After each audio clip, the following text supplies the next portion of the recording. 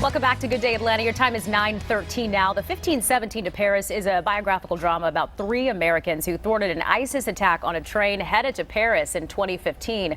Clint Eastwood directed the film, and the real-life heroes who star in it, Spencer Stone, Anthony Sadler, and Alex Carlatos, are here joining me now to talk about it. So, gentlemen, welcome.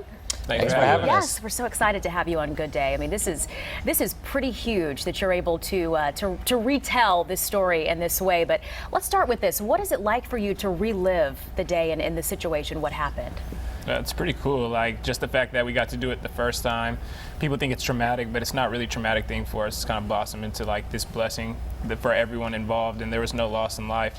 So to be able to relive it with Clint Eastwood this time, you can't ask for anything better than that. Yeah. Oh, yeah. And we got to cover Clint Eastwood coming up here in just a little bit. But basically, the movie delves into your background. You guys met in middle school. Yeah, collectively, we all met in middle school, so about 12 years old. Wow. Okay, so there's been a lot of years of friendship. There's been a lot of years of time together, and no doubt that played a role in what you were able to accomplish on this train, wouldn't you say? Absolutely. I mean, we all knew we'd have each other's backs, and I mean, I think that's, if we were with anybody else, I don't think it would have played out the way it played out. Mm-hmm. Yeah. Yeah, I can see that. I mean, it's almost like each of you, the skills that you brought to the table, in addition to the relationship that you had with each other, you really see that play into action. I know that we have some clips that we can show from the video, so you can really see exactly what we're talking about as well. But Clint Eastwood is known for running a really tight ship when it comes to directing. But were you given any freedom to be able to maybe improvise a little bit? Because obviously, you three know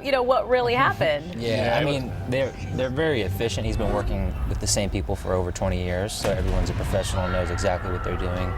But I mean, on set, he didn't even really, guide us that much. It was more of like, hey, how did it happen? Let's just do it that way. And we used the context of every scene, but we changed a lot of the wording just to match who we actually are. So it's a very genuine film to who we are as people and friends. We were inclusive from the beginning, so it's like, it made for a very easy project because he wanted what was right, and we just wanted to be accurate as well. Mm-hmm. So he didn't want to really Hollywood it up or anything like that. So it made for easy selling when we were trying to get just basically what happened. Didn't want to Hollywood it up. I like how you say that. Yeah. And I feel like that's something that comes across as you even just watch the trailers of the movie as well. But walk me through what was going through your minds. Many of us, probably myself included, would have gone to hide or just panic, not knowing what to do when you see a terrorist on a train. You know what can happen.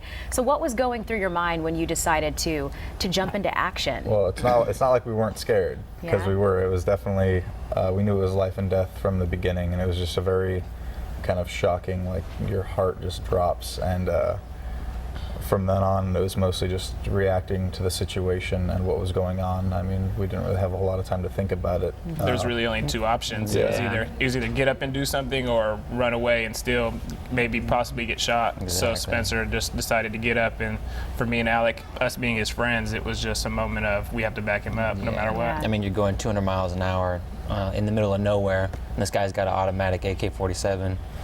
You only really had two options. You either sit there and wait for him to shoot you, or get up and do something. And luckily, I was able to, see a window of opportunity to get up, and luckily I didn't hesitate, and it all worked out. So. It's a powerful moment too, to see you jump up and to see you, running toward danger like that as well. But how does it make you feel when people say words like hero and all of those things to describe you? I mean, what's that feeling like? Well, we don't really consider ourselves heroes. Because honestly, at the end of the day, we were just trying to save ourselves, and it wasn't until after the fact that we realized what we actually did. So, I mean, that's what it really boils down to. So when we get called heroes, and it's a great compliment from people, and we're always really appreciative because everyone's always so nice to us. Mm-hmm. But, I mean, when we look at ourselves in the core, we're just three ordinary guys that were just put into a crazy situation. And we're thankful for the memory because, like you said, in hindsight, we did kind of realize the hundreds of people we'd saved, and it's something like a memory we could always look back on and be proud of, like till we die, actually. Yeah, so many people proud of you, and those people very thankful that were on the train too. But you talk about y'all just being ordinary guys. I mean, y'all were over there having fun. You were going around Europe. You were, we were you were living life. It was Yeah, a, it was that a was it.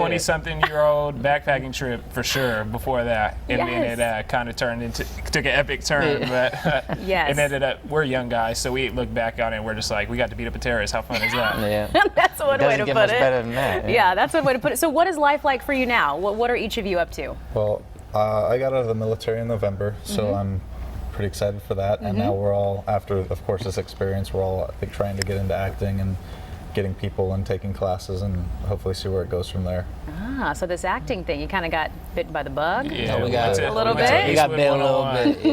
Yeah. he took us under his wing. He kind of mentored us through, and then he for sure gave us like the confidence to pursue it more. So Yeah. we don't want to waste the opportunity he gave us. Of course not. How can you? I mean, you worked with Clint Eastwood on your very first film. I mean, who We can think say we're that? off to a good start. It's all downhill from here. It's all downhill. I don't know. For you three, I think the sky's the limit, no doubt about it. So thank you so much for coming in, sharing Thanks with for us having your us. Thank you. story, and thank you again for what you did. And so many of us are very proud of you. Thank you. Appreciate Yeah, it. Thank y'all you. are awesome.